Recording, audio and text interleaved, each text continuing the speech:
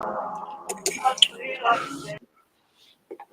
we head towards the final interview this morning on News and Views, and we're taking a look at the application by the President Cyril Ramaphosa at the Constitutional Court regarding the Phala Phala report.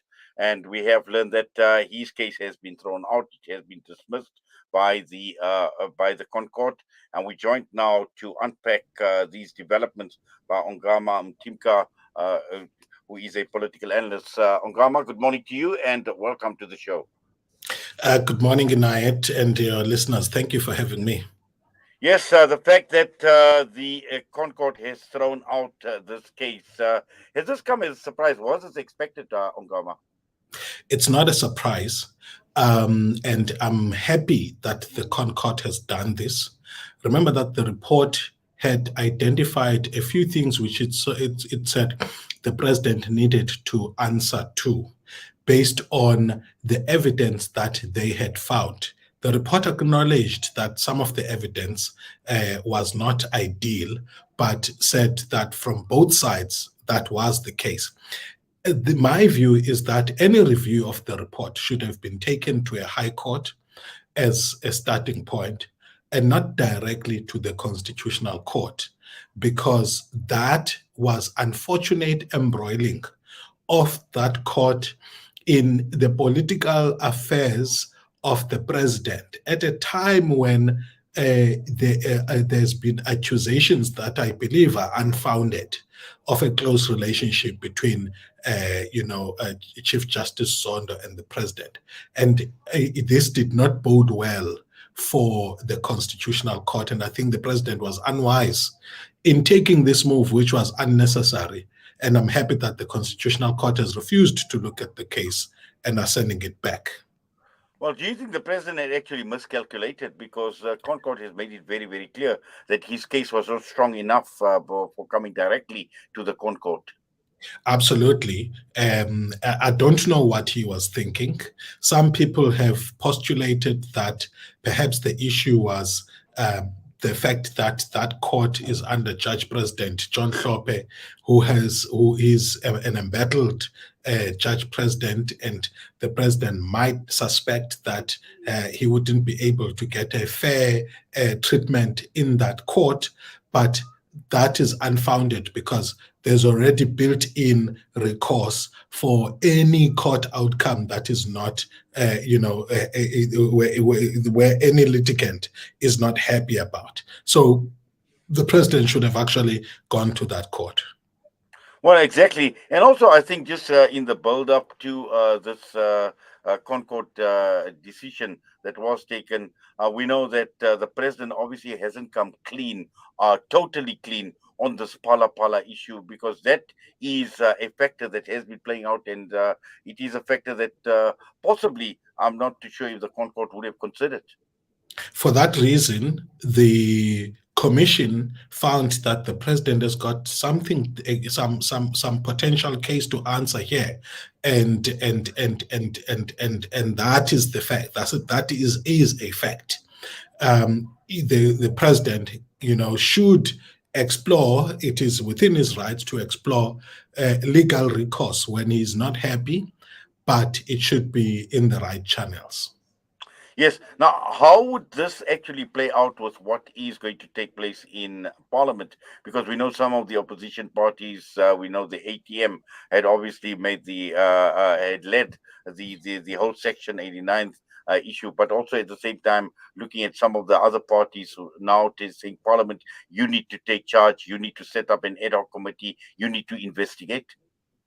Look, Parliament has dealt with the matter. Remember, it is a decision. To decide not to take the matter forward is a decision. But when you have a report that establishes not just political, but some rational basis for dealing with the matter, it empowers those who may not be happy with the political outcome to challenge the outcome at Parliament on the basis of rationality. So, for example, the ANC in its wisdom felt that the president, there should be nothing further done with the report.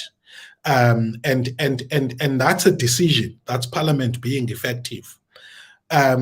It's not the ideal outcome, but it is an outcome that is arisen from the democratic processes. Should there be displeasure with that, any party within parliament can actually litigate and take parliament to court for failing to act in a rational way, but actually acting to defend the president, which is why it may be in the interest of the president to pursue the matter even in the lower courts so that Parliament is not put in a position where a report that has been produced following a rational process is defeated on the basis of the power of the ANC, while the rational thing to do may be to further investigate. But where would this place the president himself? Because we know, in the whole build-up and the impeachment process that had taken place, which obviously had failed, and then he got elected again at the ANC's elective conference to lead the country. Now this has now come about, and could opposition parties possibly use this to oust or to attempt to make another attempt to oust the president again? At the level of the party, the president's power is consolidated, say for say one or two areas in which party-based revolt can develop.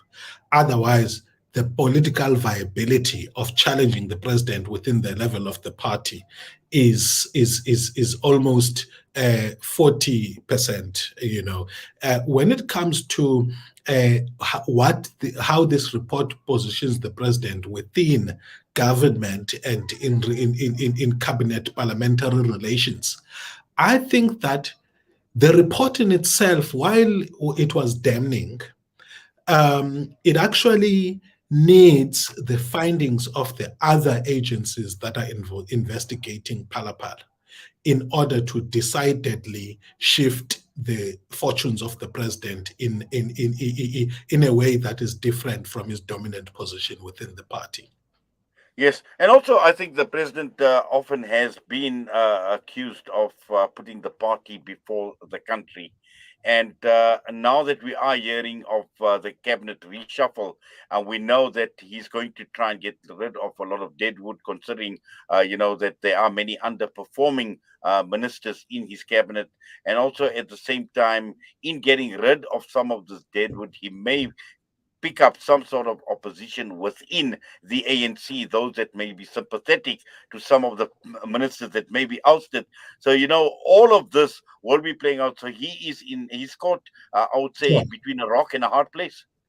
So that last comment you're making about uh, what, the potential of a cabinet reshuffle to trigger a realignment of politics at the level of the party, leads me to this point that it's not an established practice within the ANC to want to change ministerial portfolios on the basis of the rationale of improving state capacity.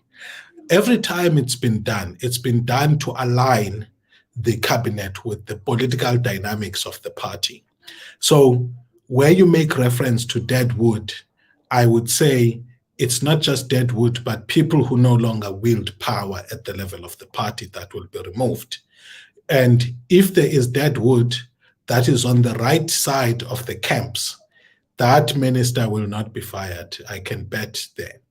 But he is caught up in between a rock and a hard place, particularly a hard place, particularly concerning what to do with the deputy presidency role. So indeed, it's gonna be interesting. Well, I know you've got to go into a meeting, so I'm not going to hold you up much longer. But for taking time out, Ongama, we thank you. We do appreciate your time this morning with us. Thank you for having me. I was honored.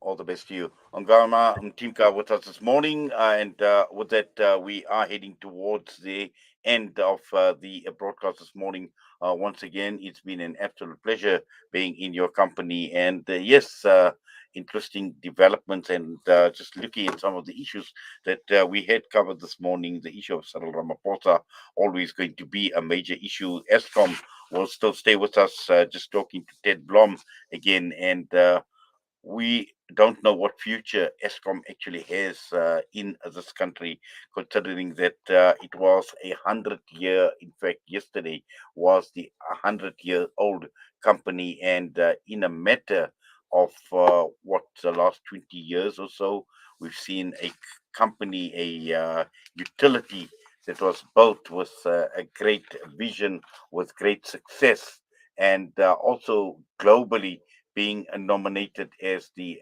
best utility company in the world, the cheapest electricity in the world that we once enjoyed.